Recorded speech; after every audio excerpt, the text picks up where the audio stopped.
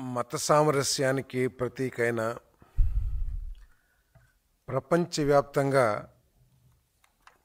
కోట్లాది మంది భక్తితో పూజించే ఏడుకొండల వాణి విషయంలో జరుగుతున్న రాజకీయ కుట్రలు చూస్తూ ఉంటే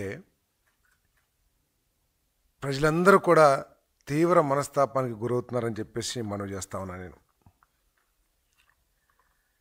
గత ప్రభుత్వంలో ఏ విధంగా ఏడుకొండల వాడిని వాడుకున్నారో, తిరుపతి దేవస్థానాన్ని దోయటానికి ఏ విధంగా ప్రయత్నాలు జరిగినాయో, దోచుకున్న వారికి ఏ విధంగా ఆనాటి ప్రభుత్వం అండగా ఉందో ఆలోచిస్తే ఇంత నీచంగా ఏ ప్రభుత్వమైనా పనిచేస్తుందా అని చెప్పేసి బాధ కలుగుతుందని చెప్పేసి మనం చేస్తాను. మనందరం కూడా కోట్లాది మంది, ప్రపంచవ్యాప్తంగా ఉన్న కోట్లాది మంది భక్తులు తమ కష్టాలు తీరుతాయని, తమకు ఆశీర్వాదం, స్వామి ఆశీర్వాదం కావాలని వచ్చి కోట్లాది రూపాయలు కానుకలు సమర్పిస్తున్న విషయం మనందరికీ తెలిసిందే. అవన్నీ కూడా హిందూ మత ధర్మ వ్యాప్తికి, పేదలకి మేలు చేసే కార్యక్రమాలకి వాడుతారని చెప్పేసి కూడా మనందరికీ తెలిసిన విషయమే. కానీ పరకామణిలో 100 కోట్ల రూపాయలు, అది ఫారిన్ కరెన్సీ, ఒక వ్యక్తి దోచేశాడనే వార్తే చాలా ఆశ్చర్యకరంగా, బాధాకరంగా ఉందని చెప్పేసి మనం చేస్తాను. దొంగతనం 29/4/2023 రాత్రి 11 గంటలకి ఆనాటి విజిలెన్స్ అధికారి సతీష్ కుమార్ పోలీస్ స్టేషన్లో క్రైమ్ నెంబర్ 19/2023 సెక్షన్స్ 379, 381 ఐపీసీ కింద కేసు నమోదు చేశారు. అంత పెద్ద కేసు, తిరుపతిలో దొంగతనం చేశారనే మాటే ప్రజలకి డైజెస్ట్ కాదు.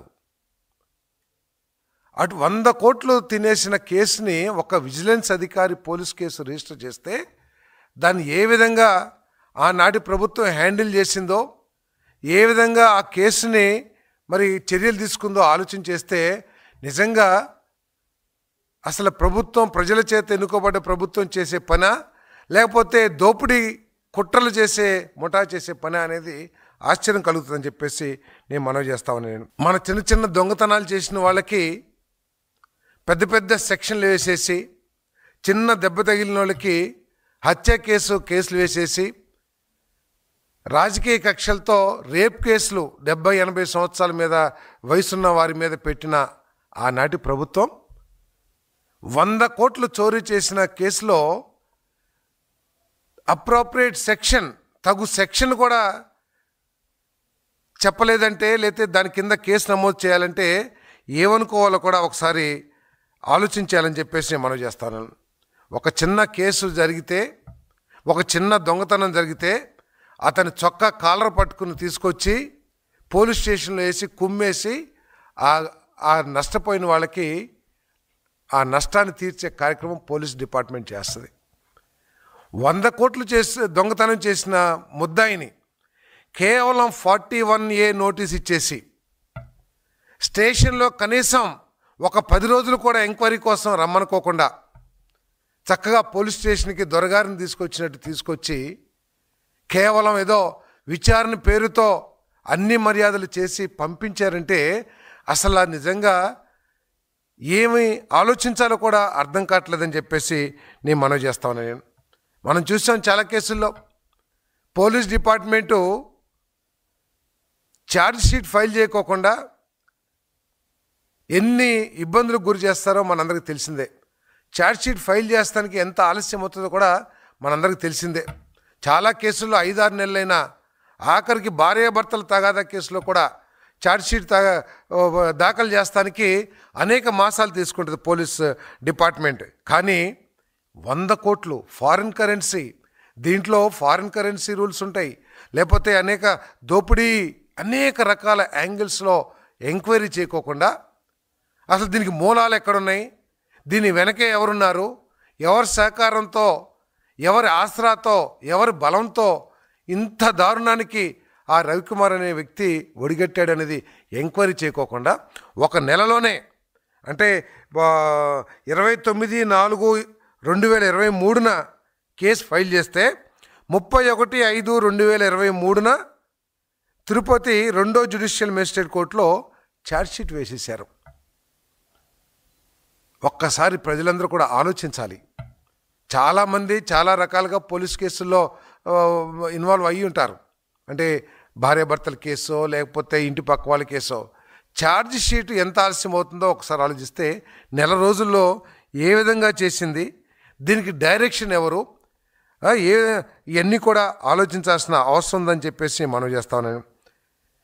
అంతేకాకుండా 31/5/2023 జూన్ 1, 2023 ఫిర్యాది సతీష్ కుమార్ ముద్దాయి రవికుమార్తో కలిసి కోర్టుకు వెళ్ళి ఈ కేసు రాజీ పడుతున్నామని జాయింట్ మెమో ఇచ్చారు. అసలు వీళ్ళు సతీష్ కుమార్ ఎవరు రాజీ పడటానికి? వందల కోట్ల భక్తుల మనోభావాలకు సంబంధించిన కేసు. దీనికి సతీష్ కుమార్ ఎవడు రాజీ పడటానికి? ఆయన సొంత ఆస్తా, లేకపోతే ఇప్పుడు పదే పదే మాట్లాడుతున్న కరుణాకర్ రెడ్డి గారు ఆస్తా ఇది? రాజీ పడి సరి పోనీలే అని చెప్పేసి రాజీ పడటానికి? దీన్ని మనోభావాలకు సంబంధించిన విషయం. భక్తులు ఇచ్చిన కానుకలు అవేదో ఎవరో వైసీపీ నాయకుల ఆస్తులో లేకపోతే సతీష్ కుమార్ ఆస్తో కాదు. ఇది వేలాది మంది, కోట్లాది మంది ప్రజలు వేసిన కానుకల్ని దోచేస్తే మీరు రాజీ చేసుకుని దీంట్లో ఏమీ 100 కోట్లు దోపిడీ జరిగిందని చెప్పేసి అందరూ చెప్పుకుంటున్నారు. టీటీడీలో చాలామంది చెప్పుకుంటున్నారు. దానికి ఒక 14.5 కోట్ల రూపాయలతో రవికుమార్కి సంబంధించిన ఆస్తుల్ని టీటీడీకి రాసి చేసి ఆ 100 కోట్ల దోపిడీని మాఫీ చేస్తానికి ప్రయత్నం చేశారంటే ఇంతకంటే దారుణం ఒక ప్రభుత్వం చేయగలదా అని చెప్పేసి నేను ప్రశ్నిస్తా ఉన్నాను. నేను అది కూడా బోర్డు మీద దీంట్లో ఏం రాశారు? రవికుమార్ గారు టీటీడీకి దానం చేసిన ఆస్తి అని చెప్పి రాశారు. ఏంటి దీని వెనకాలంతా కూడా ఉన్న తతంగం ఏంటో ప్రజలంతా కూడా ఆలోచించాలని చెప్పేసి మనం చేస్తాను. ఇది అసలు ప్రజల చేత ప్రజల కోసం ఎన్నుకోబడిన ప్రభుత్వం ఇంతకుముందు, లేకపోతే వారి కోసం ప్రజలు ఎన్నుకున్న ప్రభుత్వం? ఒకసారి ఆలోచించాలని చెప్పేసి కూడా నేను ఈ సందర్భంగా తెలియజేస్తా ఉన్నాను. టీటీడీ విజిలెన్స్ రిపోర్ట్లు ఉన్నాయి. ఆ విజిలెన్స్ రిపోర్ట్లు ఏం చెప్తున్నాయంటే కేవలం ఉన్నత అధికారులు, అది పోలీస్ అధికారులు కానివ్వండి, టీటీడీ అధికారులు కానివ్వండి, లేకపోతే రాష్ట్ర అధికారులు కానివ్వండి, వాళ్ళ ఒత్తిడితో ఈ సతీష్ కుమార్ రాజీ చేసుకున్నాడని చెప్పేసి మరి ఆ రిపోర్ట్స్ కూడా చెప్తున్నాయని చెప్పేసి చెప్తా ఉన్నారు. తప్పకుండా దీని మీద చాలా లోతుగా ఎంక్వైరీ చేయాల్సిందే. ఇదేదో 100 కోట్ల రూపాయల దోపిడీగా చూడుకోకుండా 100 కోట్ల మంది భక్తుల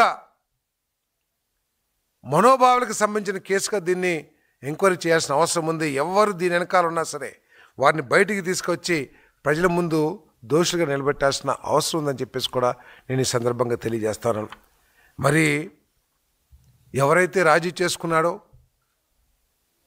ఎవరైతే కేసు పెట్టారో 100 కోట్ల దోపిడీ జరిగిందనో లేకపోతే ఆ రవికుమార్ మీద, ఆ వ్యక్తి సాక్ష్యం చెప్పటానికి ఎంక్వైరీ చేసే అధికారుల ముందుకు వచ్చి జరిగిన విషయాలన్నింటినీ కూడా చెప్పటానికి వచ్చే క్రమంలో, వస్తున్న ప్రయాణంలో జరిగిన దారుణ ఘటన ఒకసారి ఆలోచించాలని చెప్పేసి మనం చేస్తాను.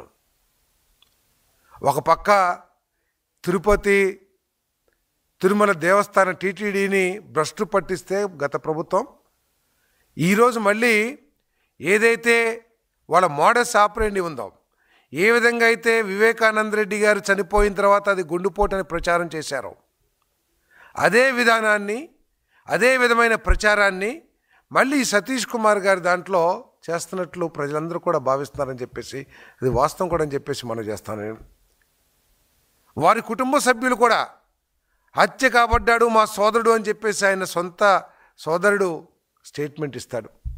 కానీ వైసీపీ వాళ్ళకి మాత్రం పోలీస్ కంటే ముందు పోలీస్ డిపార్ట్మెంట్ కంటే కూడా ముందే వీళ్ళకి తెలిసిపోతుంది ఆత్మహత్య అని చెప్పేసి. అంటే ఆయనతో పాటు మీ మనుషుల్ని ఎవరన్నా ప్రయాణం చేసేటట్లు మీరు ఏమన్నా ఏర్పాటు చేశారా? లేకపోతే ఆ ఘటనా స్థలాన్ని మీరు ఏమన్నా వెళ్ళి పరిశీలించి ఆ పరిశీలన ఆధారంగా మీరేమన్నా ఆత్మహత్య అనే నిర్ణయానికి మీరు వచ్చారా? అసలు సతీష్ కుమార్ గారి హత్య కానీ ఆ మరణానికి వైసీపీ నాయకులకి సంబంధం ఏమిటి? మీరు ఎందుకు అంత ఉత్సాహాన్ని చూపించి ప్రజల దృష్టిని మరల్చడానికి ప్రయత్నం చేస్తున్నారో ఈరోజు స్పష్టంగా తెలియజేయాలని చెప్పేసి నేను ప్రశ్నిస్తా ఉన్నా. నేను